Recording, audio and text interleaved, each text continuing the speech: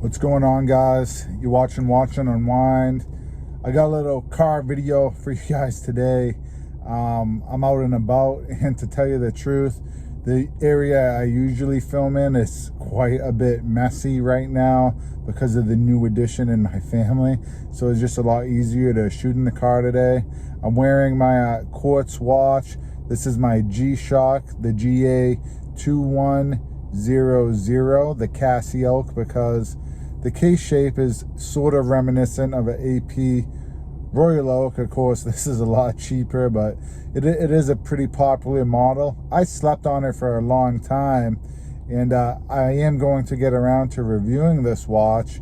It's pretty cool, but the reason I wanted to bring it up today is I think you guys have to respect Quartz watches, and I know a lot of people don't. There's kind of two camps, but I'm really in the middle ground, and those two camps are: some collectors absolutely hate Quartz watches. They just don't respect it at all. They see them as soulless. They don't want them in their collection. And there's people that think mechanical watches are obsolete, and Quartz watches just do a way better job. They're cheaper, they're more accurate, and there are a couple points to that, but I love mechanical watches. If I had to choose between mechanical and Quartz, I'm going mechanical every single day. If that's all I could have in my collection, there's just a beauty to it. But we do have to respect Quartz watches. I do. I slept on them for a long time. But here are 5 reasons why I think we have to respect Quartz watches. The first reason is they're cheap. You can build a really good collection with some well-made brands, some well-known brands of all Quartz watches, and you really don't have to break the bank too much like you would have to automatic. A lot of my watches that I have right now, you could also have gotten them in Quartz for a lot cheaper. I have a Hamilton Cocky Field that comes in Quartz. It's about half the price. I got a Tissot PRX. That Quartz model is about half the price. My Omega Seamaster 300, you could get it used in a Quartz. What else do I got? I got the Longines Hydro Conquest. I believe they make that in a Quartz, and they make the Conquest in a Quartz as well. So it's a lot cheaper, guys.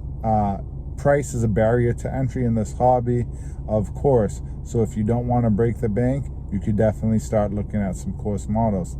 Number 2, they're more accurate.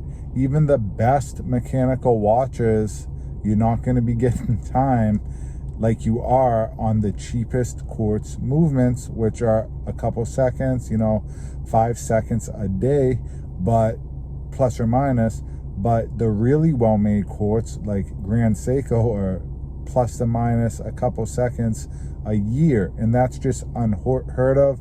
If you told any non-watch enthusiast that mechanical watches cost more than Quartz watches and are a lot more respected than Quartz watches, but Quartz watches are way more accurate, they would just look bewildered and want to slap you. They just wouldn't understand it at all.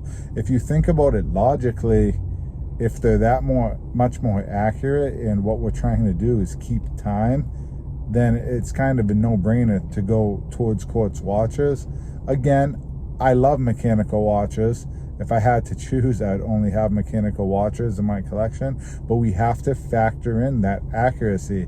There's just an accuracy rating with the high-end, high-frequency Quartz movements you just can't get on automatic watches. 3, this is a little bit of a sticky point for me, because some people say that Quartz watches are finished just as well as automatic watches. This is a yes and a no, and let me tell you why, but I'm still gonna keep it as a pro. If we're talking about the outside of the watch, then yes. Like if you look at my Hamilton Cocky Field, or even my Omega Seamaster, the Quartz and the automatics are probably finished to the same specifications on the outside which is what you see when you're looking at the watch, what you see when it's on wrist. I've had hands with some Quartz Frank Muellers that were absolutely beautiful, but if we're actually talking about the movement, no, they are not. And people are gonna go, oh, but Grand Seiko. Yeah, Grand Seiko quartz are finished just as well as most, if not more, automatic movements, but that's a whole nother beast. We're talking about Grand Seiko and FP Journe that hand finish their quartz movements and really make them look nice. If we're just talking a broad spectrum, no, they're not going to look as beautiful as our automatic or our manual wind movements. They're not going to be finished to the same specifications 99% of the time, unless we're talking about Grand Seiko or Journe. And you're not going to be seeing them through the see-through case back. I believe Grand Seiko and Journe are the only ones, because they're the only ones that have something to show off, that you can see those watches with the see-through case back. Point 4, you can do things with quartz watches that you just can't do with automatic or manual wind watches, or if you could, it would cost a lot more money, which kind of goes back to the point that it's cheaper. Take this watch for instance. This watch costs $99. I have the time in analog style. I have the time digital with a digital seconds reading. I have the date on this. I have the day. I have an alarm clock and a world timer. This watch costs $99, and the dial is pretty clean. It's very easy to read. It's easy to switch through all those functions. You're not fitting that all on one watch, and if you were to, it would be very cluttered. It would look a lot different, and it probably wouldn't be an activity watch. It would be more of a dress watch. You're trying to cram in all the fancy complications. This is a nice watch. I use this watch when I'm out hiking. I use this watch when I'm at the gym. I'm actually about to go into work right now. I use this watch when I'm working too, and I wear my other watches. I wear my Rolex when I'm out and about. I've even worn it on hikes, and I wear it to work. But for $99 to fit that all into this watch, it's pretty impressive. You're just not going to get that with a automatic movement. And there's some other watches like the Breitling Emergency, where that literally has a SOS beacon in it. I could use one of those. I'm out here in Alaska where there's freaking grizzly bears all over the place. I was hiking a couple weeks ago on a little path that was kind of off a steep cliff. There's literally nowhere to go, and there's a giant moose with her calf in the middle of the trail. I had to back up, go around. If I got too close, she would have tried to kill me. So I think Alaska is the type of place where you would want a SOS beacon in your watches. They have the GPS watches that you can get that are perfect. If you're out hiking and fishing, you can mark down exactly where you shot an animal, so you can come back to get it out, all the pieces. If you find a good spot fishing, you can mark it right on your GPS, right on your watch. You're not going to get that kind of stuff with automatic watches. So I think quartz watches are extra cool when they serve a cool purpose that you could only get with a quartz watch.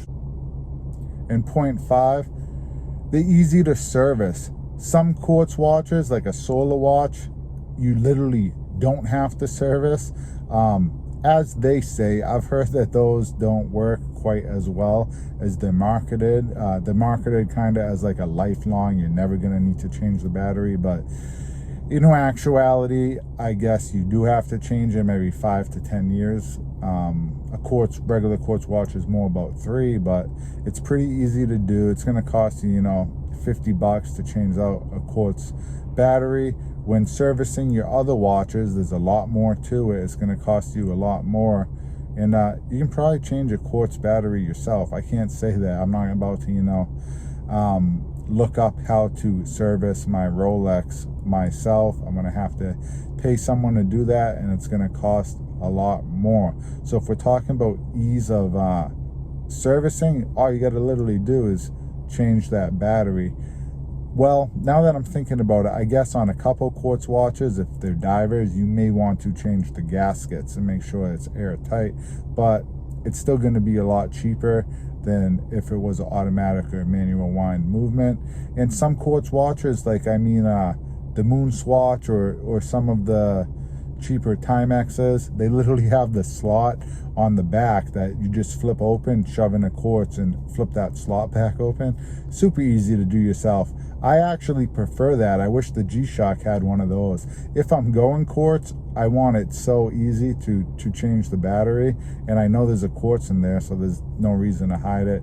I think that's a plus. So that's just 5 reasons. I probably could have gave you more, but I definitely think that you have to respect quartz watches. This is kind of my rationale to it, but let me know what you guys think. Let me know down below. Do you respect quartz watches, or is there anything I can say that won't change your mind because you absolutely don't respect them at all? And if you do respect them, give me some more reasons down below if I didn't cover them.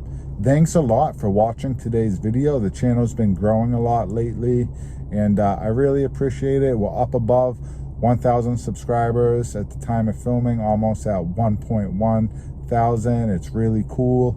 I got something going on with the time teller. It's not watch related, but it's kind of funny, so stay tuned into that one.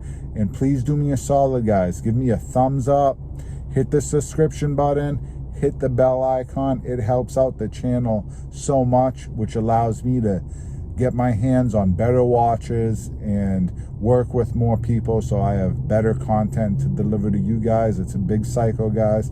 If you want me to keep making content, I need you guys to keep helping out the channel, and my community is awesome. So you guys that are already subscribed, I don't have to preach to you guys. Thank you so much. But if I know I get a lot more views, several thousand more than I have my subscribers. So if everyone who watched my videos subscribed, I'd have a couple 100,000 subscribers. So thanks a lot, guys. Please hit the subscription button. I'll catch you on the next one.